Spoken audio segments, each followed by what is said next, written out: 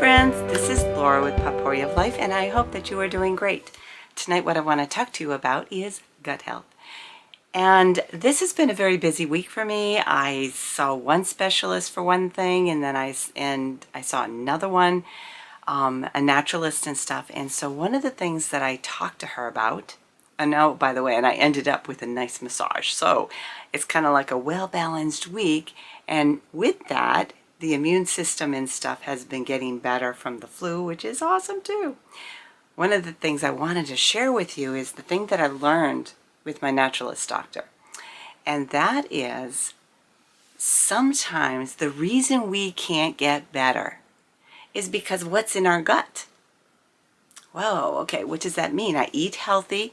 I pretty much, on the most part, eat very healthy. But sometimes I don't. Now, what was happening is, I went to her and I said, what's really strange is I went off this compound and all of a sudden I'm not getting these infections that I was always getting. And I said, and I think that's pretty awesome. In addition, my hair is getting healthier and all that. And I just said to her, I said, I'm feeling better. So she listened to me. She kind of did another reevaluation with me and so forth. And she said to me, she goes, I think I know what's wrong. Now, she's not saying I'm unhealthy. She's trying to help me reach a goal of wholeness, health, and wellness. And there are things that kind of just don't make sense to me. And one of them is, the one thing is, and I did do some research on this, is our gut health affects our mental health. Now, yes, stress in our lives has had a major impact on me over the last 4 months, and I'm doing great now. But stress also affects our gut health. So if I went through 4 months of really feeling overwhelmed and stuff and discouraged, that had an impact on my gut. Because once I stopped getting these infections, so I'm not having to go on antibiotics, and I would do all the natural stuff first, but there comes a time when you actually need pharmaceutical antibiotics. But I haven't been on them for a while, so I'm all excited. But she said to me, and this will come as a shocker to some of you, is when we have antibiotics in our system, it could take up to 18 months to get it completely out. So what does that mean? It means that our bodies are still fighting things. There is a balance in how we process our foods, and everybody is different. And that can be kind of cool because we all want to be different. So what I talked to her about is, she started talking about this gut health, and she goes, I think, Laura, this is what is going on. So I listened to her intently.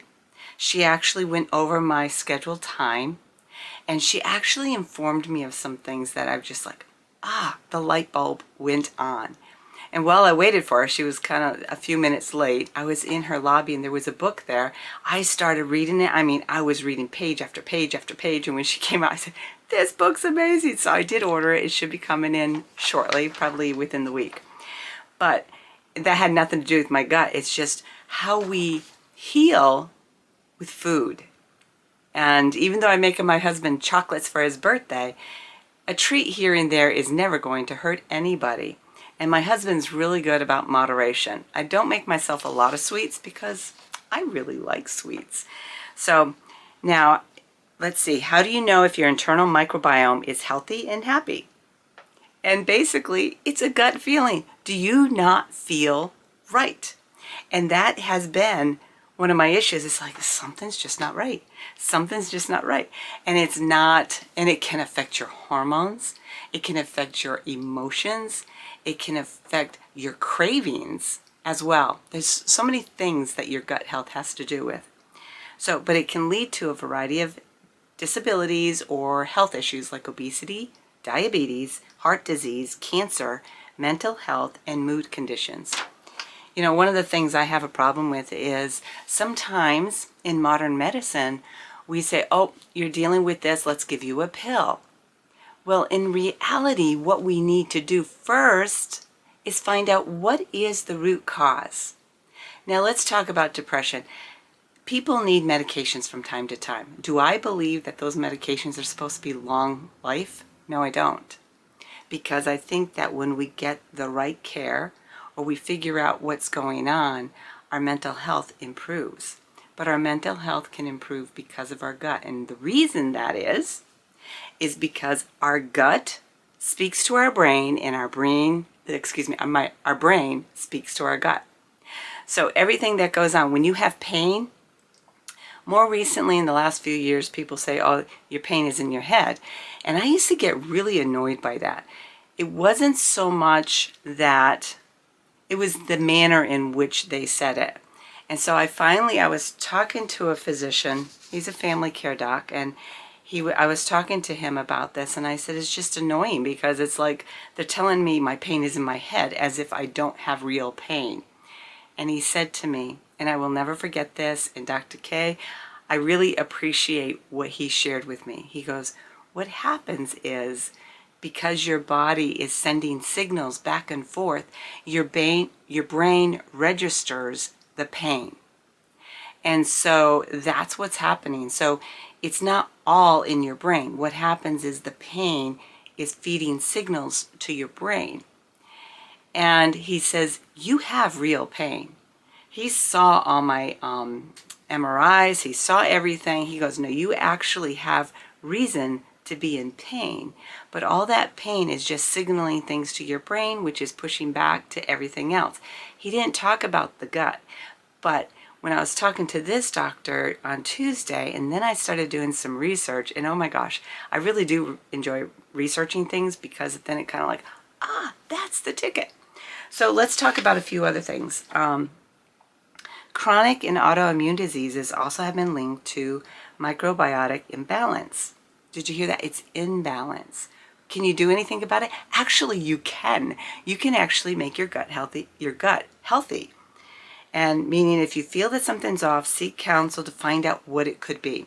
And I realize in this day and age in medicine, a lot of times doctors don't want to dig into the root cause. I have been encountering this for years, and I want to know the root cause. Before they put me on a medication, I want to understand. I think I drive them crazy. Now remember, there's roughly 100 trillion bacteria that's in your digestive tract alone. It might seem like it's going to be hard to get that all in balance, but there's good bacteria and there's bad, and we can make a difference. So what you want to do is stick to a diet rich in vegetables, fruit, whole grains, while lowering your red meat. It's not saying get rid of the red meat, but try to have lean meats. And I said to her, I said, what do you mean? And so she says, the lean meats, like you can have your red meat once in a while, but have your chicken and have your fish. Those lean proteins are really good for you. Can you get protein in vegetables? Yes, you can. So you need to find a balance, but it's always good when you have a plate, you have a little bit of your meat here and the rest all veggies. That's really important. And if you're eating like a big salad at lunchtime, that balance doesn't have to be the same. And another thing, one of the things that I noticed a while ago, I was talking to a girl, and this was like maybe 8 years ago, and I walked in, it was for a physical therapist, and she was discouraged because she's trying to lose weight. She went to this dietitian, and she told her, buy a bag of this, buy a bag of this, and she made her buy a variety of vegetables in bulk. And she says, I can't eat it all. It all went bad. I said, because you're buying too much for your body.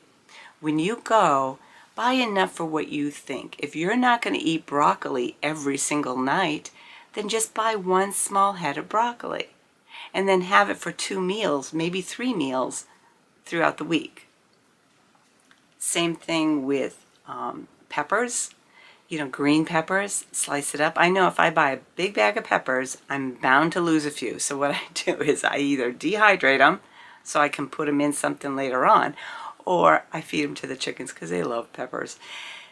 And that's what you need to do, is because you don't want to be throwing your money out, all for the sake of a diet that somebody says, oh, you need all this. Basically, what you need in a healthy diet is balance. And you need more vegetables and fruit, nuts, legumes, and then some meat, some protein. If you don't like red meat and you're against it, that's fine. But try to make sure you get your proteins. And soy protein is okay. Now, not everybody will agree with me, but you know what? That's the thing about everything, is that we all have personal choices. What I have a problem with for myself, when I see all these different advertisings for different diet plans, I take a look at it. If they're selling a product, if they're selling supplements, I read the information they provide that can be beneficial. But I don't buy into that because their main goal is to sell that product. And so I kind of read that, and then I do further digging. And that's the important thing. And the one thing she was happy that I do is I don't go to a blog to get information. I go deeper. So I wanted to share a few things. So if you don't have much fiber, but it's high in animal protein, sugar, and fat, your microbiome is going to be off. So if you get up and you have sugar cereals, if you have different things throughout the day, but you don't have your protein and you don't have a lot of vegetables, your gut is going to be off and you might end up with a gut. Now that's something I'm working on. I told her, I said, I got to get rid of this. And then when she explained to me the length of time that I was on the antibiotics, that it had a major impact. Now remember, I was on Lyme disease 4 straight years of antibiotics.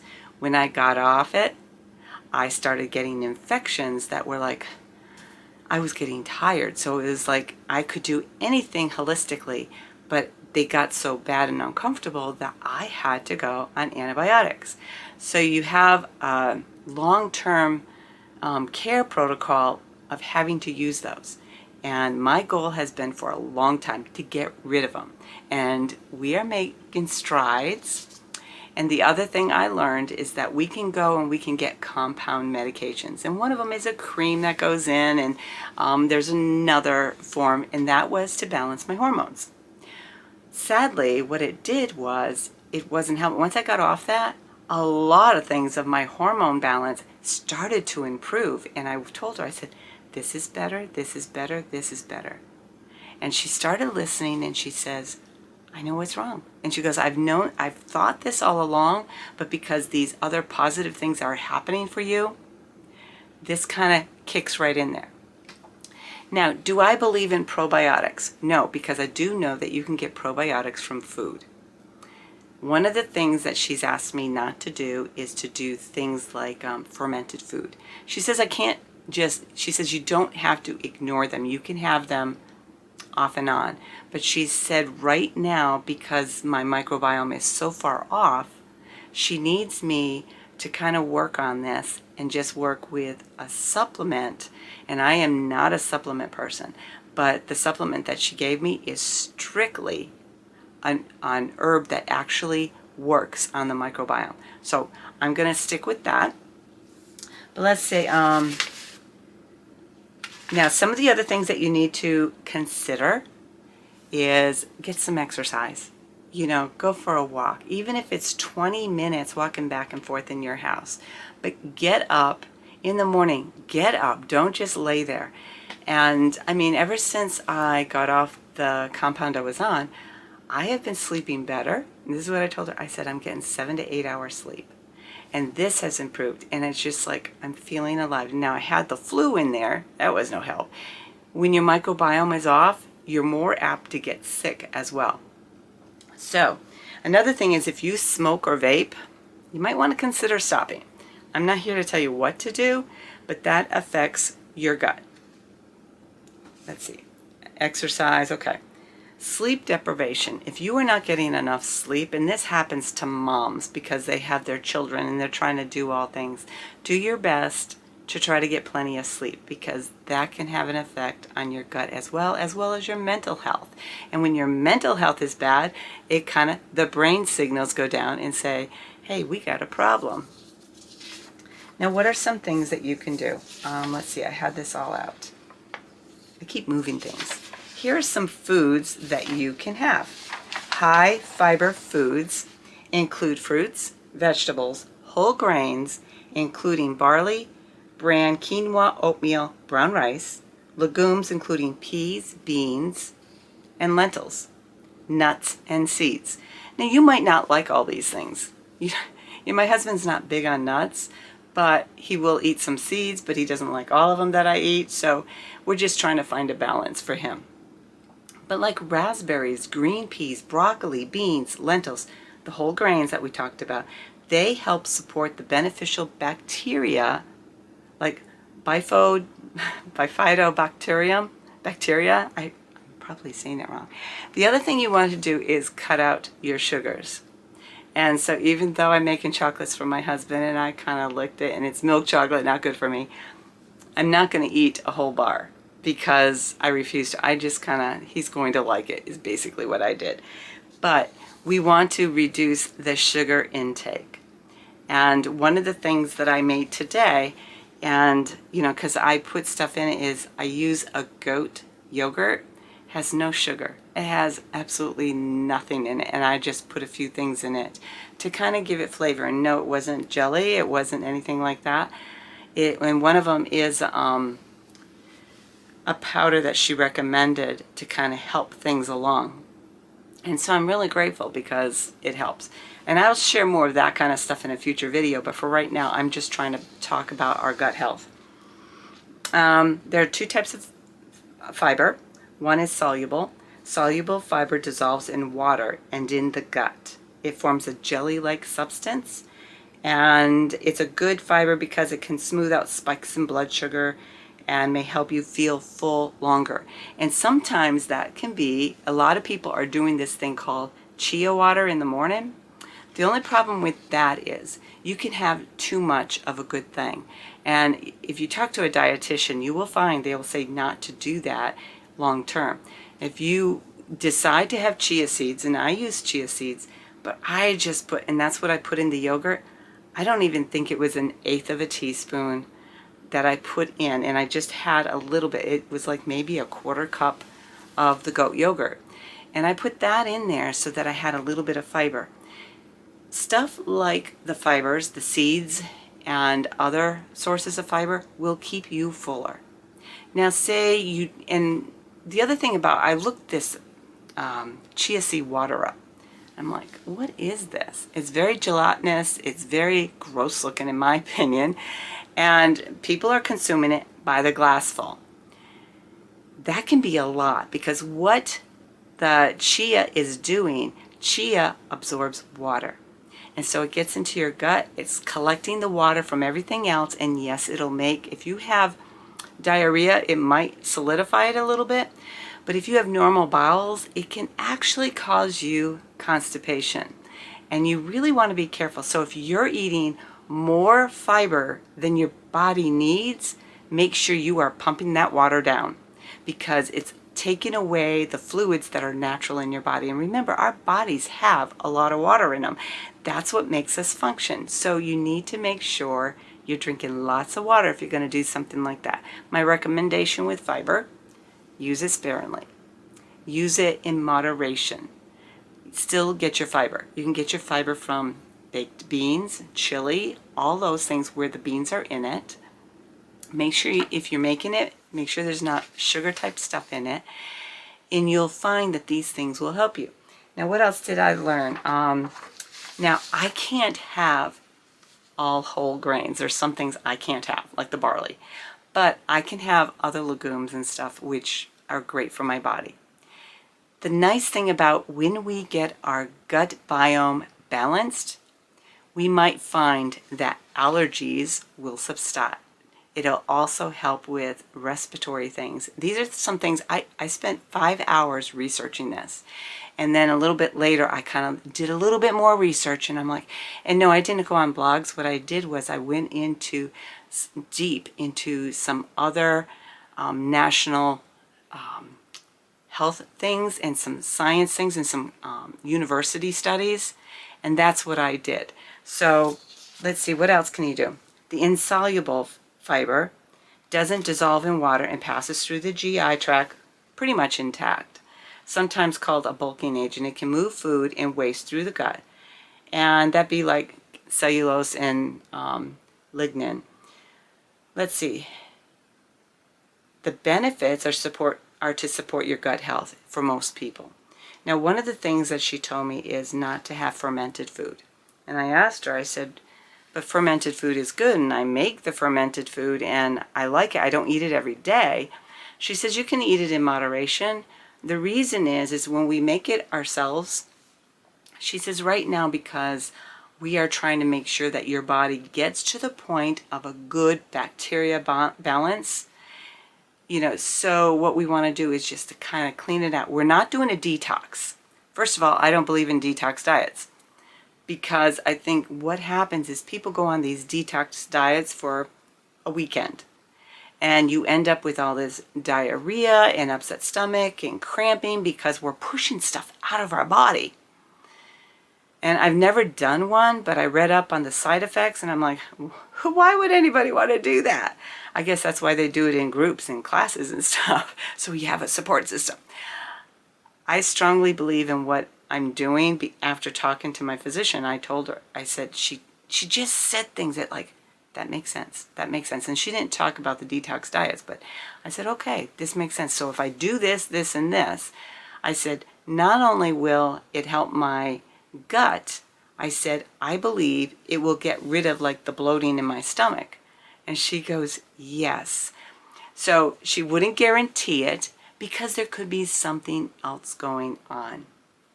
I really liked that she took the time to share that with me. Now, fermented foods that some people can have is kombucha. And I'm not really fond of kombucha. Maybe that's the reason why, is because it doesn't really agree with me at this time. But maybe 6 months down the road, I might enjoy it again or something.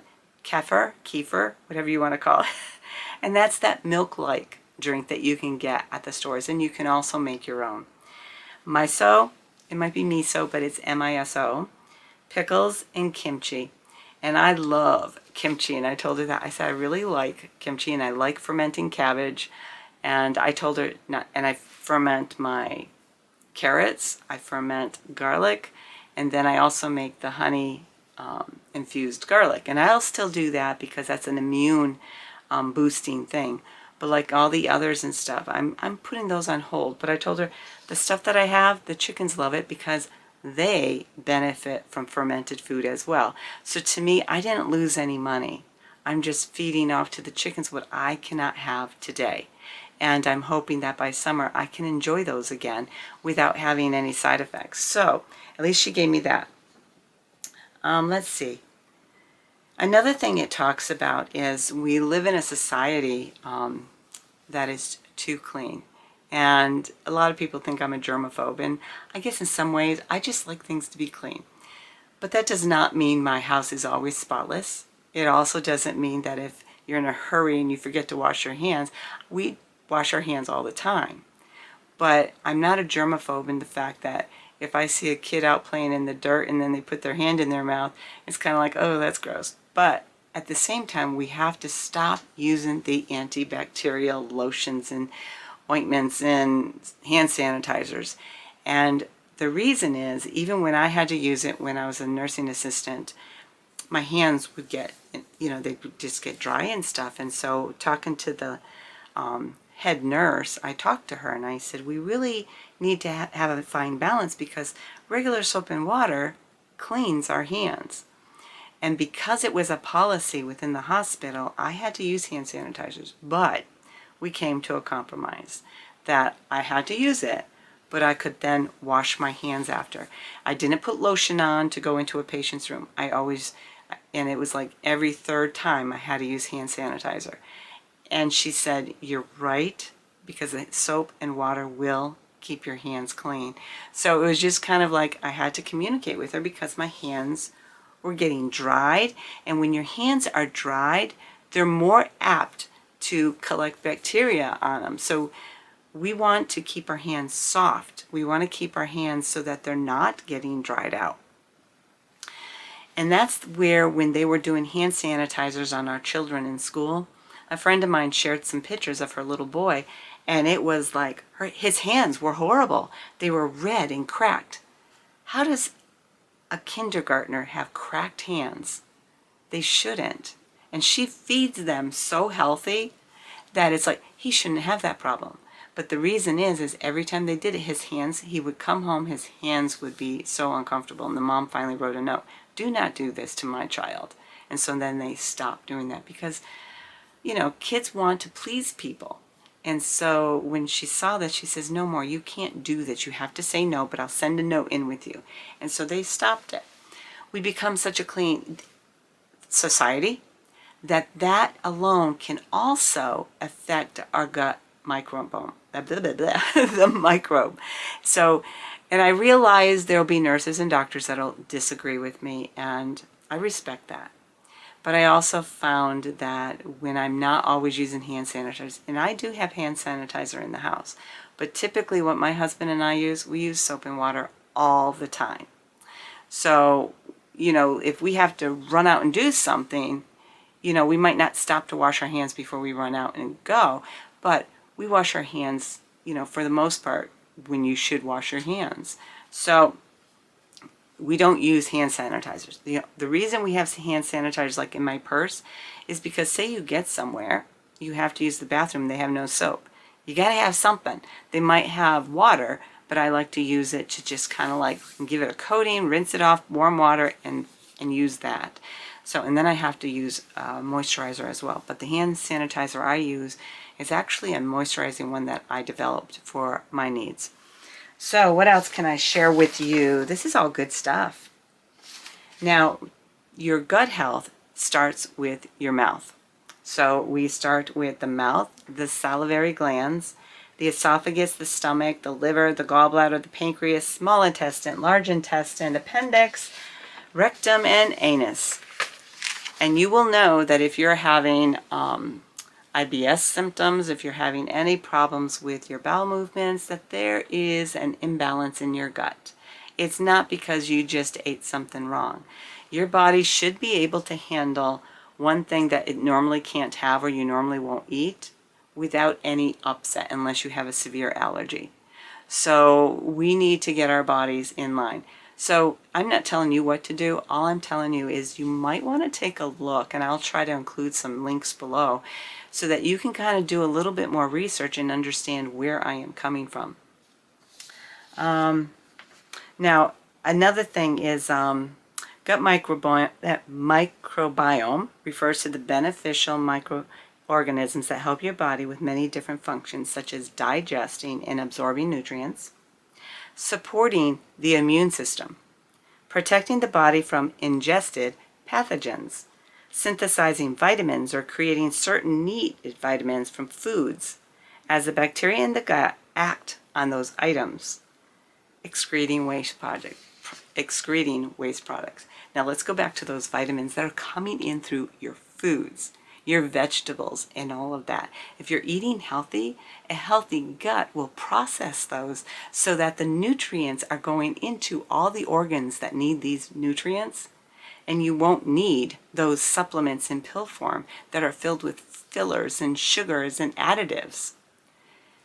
The more you can do without over-the-counter supplementation, the happier your body will be. And I realize there's a lot of fierce stuff going on in our world right now. You don't need supplements as long as you have the foods. And say there is no meat out there. You always have the option for fruits and vegetables, and there's other protein sources. And you kind of have to study out and say, okay, what can I have? So in another video, I will share how you can get your protein, how you can get different nutrients. But for now, I just want to talk about our gut.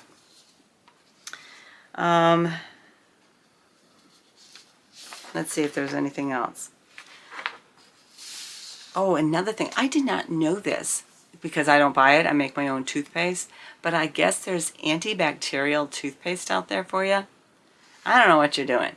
Please don't do that. Yeah, I mean, the best thing for your teeth, actually, if you have nothing else and you don't want to make your own, is a little bit of baking soda on your toothbrush. Not only that, after you brush your teeth, take your toothbrush, because it's going to have a little bit of baking soda on it, put it in a little jar with a little bit of vinegar on it. It'll clean your toothbrush, and that way you're not going to be ingesting more of those germs back. Now, I know that's a little tedious for some people, but that's every weekend I clean our toothbrushes. I wish I did it every day, but I don't. But every weekend I go and I clean our toothbrushes until we need to replace them, which is every few months.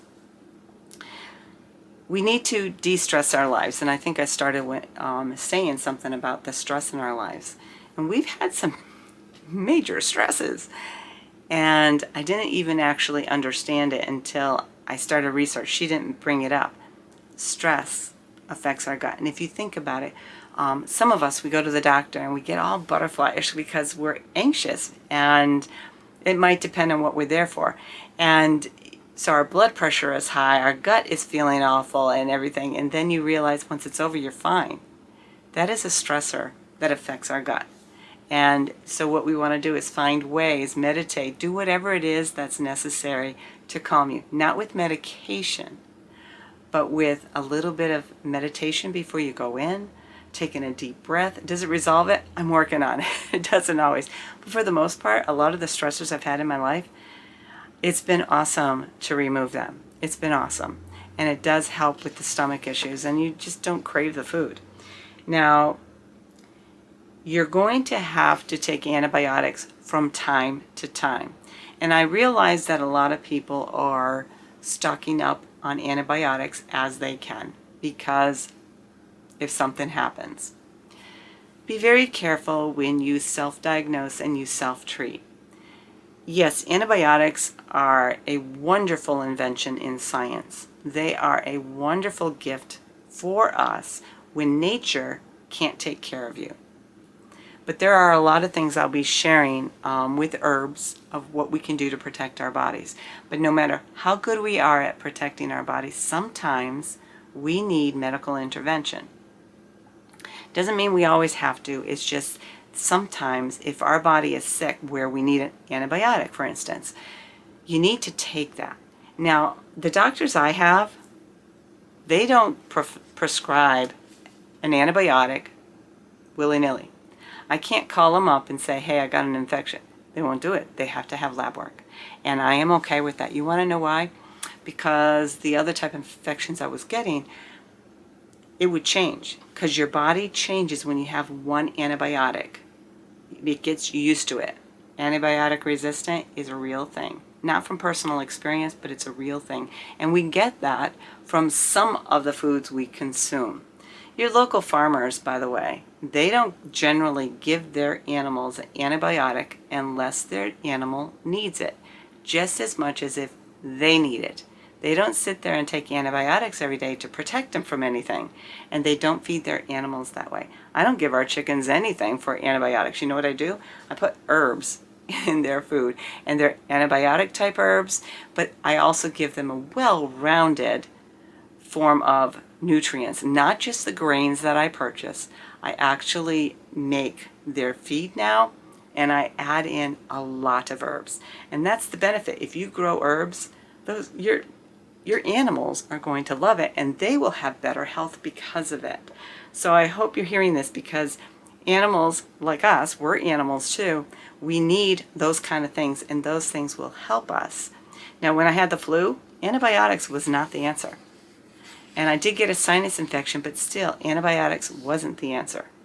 So once I got through that, and I mean, it feels great to feel good again, you just realize that you don't need those medicines for things that our bodies are designed to fight. God made us really cool.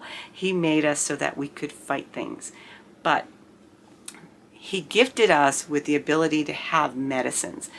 Do I think pharmaceuticals have gone too far? I do. But that has to be a personal choice. I choose to kind of research my medications that somebody might try to prescribe to me. And I research it to find out why they have side effects. Because a lot of times our doctors don't tell us everything, and it's discouraging to me. And then you research it a little bit and you will find that this is the reason it's those side effects. So anyways, let's talk. Okay, I've said that. And exercise. Folks, exercise as much as you can. All right, that's pretty much it. But I had this doctor's appointment, and I told her, I said, this was the best appointment I have had in a long time. It was my third time seeing her. And at first I kind of like, oh, she's just pushing these supplements from over the counter and stuff. And she really, I told her, I said, that they're very expensive. So one of the things that she's been having me on, I told her, I said, I'll be honest, and I'm very truthful with my care providers. I said, because it's not necessary in the sense of life or death, it's just a matter of a few different things, I said, because of the change of when I went off this other compound, I said, I haven't had a need, but to continue to support it, I said, I've been taking it like 3 times a week. And she goes, that's fine. Because she also knows that when money is a factor and it causes stress, that's going to affect your gut. So what I'm doing is I am going on an herb. I was so excited because I told her, I said, listen, I said, I'm working on these Lyme studies, and these herbal studies, and I'm just so fascinated. And I says, I've been studying since 2006, more so in 2014 when I came down with Lyme disease. But I said, I know that we can make everything pretty balanced if we watch nutrition, utilizing herbs to benefit our bodies. And so when I said that, she goes, I got something that might work for you. And it should hopefully, our hope is that it resolves a situation I have been fighting for years. And if it does, I'm going to be overjoyed. So, folks, I want you to take inventory of what you're putting into your bodies. Am I saying not to have a chocolate bar? No. Am I saying not to have junk food, pie, and all that? I'm not saying that because I'm not in charge of your body. What I'm saying is if you don't want to be on antidepressants, antibiotics, medications for disease, then what I recommend, I strongly recommend, and I say this in love and care, is that look at the foods that you're eating. The foods that you're eating make a difference on how well you are. So try to eat nutritiously, eat balanced, and then watch that gut. And occasionally have those little treats, and you might find that there's a balance. Now another thing is, say you can't live without chocolate. Cut your chocolates into little tiny pieces and just have it as a reward at the end of the day if you were successful in your diet. I did that one time. I did that in 2006. I was 200 pounds. And I had to go in for some surgery, and I asked my physician, could you just get rid of this? He goes, I'm not that kind of surgeon. I said, what do you mean? He goes, I'm not that kind of surgeon. I'm in here to do a job. But he says, if you really want to lose the weight, you have to make up your mind to do it. And it's the same thing with our health, our gut health. And you know what? In 5 months, I went from 200 to 150 pounds. So I lost 10 pounds a month. And then I continued to lose it. But then when I got on the antibiotics for the Lyme, my weight started creeping up. So when she said something about the gut biome, it connected. And I am so excited. I hope you are as well, because I'm hoping that maybe something of what I've shared might make a difference in your life. Folks, I hope you are well, and I hope that you are doing great. And with the spring coming around the corner, I hope you're getting outside in this sunshine and getting the natural vitamin D that we each need. Have a great night, and may God abundantly bless you.